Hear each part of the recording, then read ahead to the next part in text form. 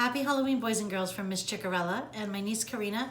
We're going to read your story today and act it out. You'll need orange construction paper to do this at home, a Sharpie, and a pair of scissors. It's called The Little Orange House. Once upon a time, a very small witch was walking in the woods. The wind was blowing the dry leaves all around her.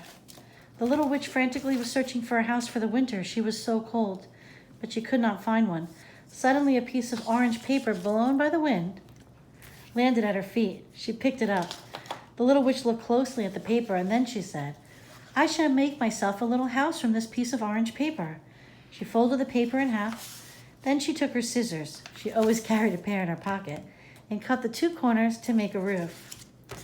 "This will do just fine," she said, as she looked at her new house, "but I will need a door." With her scissors, she cut a door. Since witches always wear pointed hats, she cut a special door.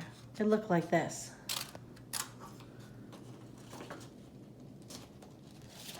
This little witch walked through the door into the little orange house. It was very dark inside. She quickly hurried back. "I will need to make windows to let in the light," said the little witch. She cut a front and a back window that looked like this. Oh, it was a very fine-looking house. Her very own little house with a roof and a door and windows was all finished. But just as the little witch started to go inside for the winter, she saw a very tiny ghost floating down the windswept path. As the tiny ghost came to a stop near the little house, the little witch saw that she was crying. "Why are you crying?" asked the little witch.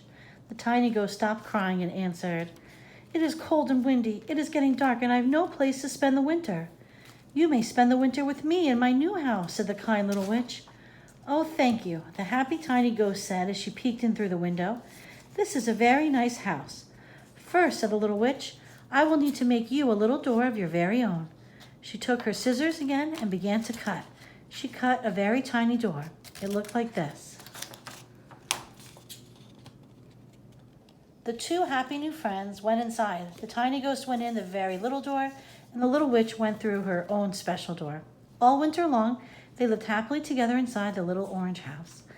If you want to see what it looks like inside their house, get a piece of orange paper and do just what the little witch did. Then unfold the paper and surprise.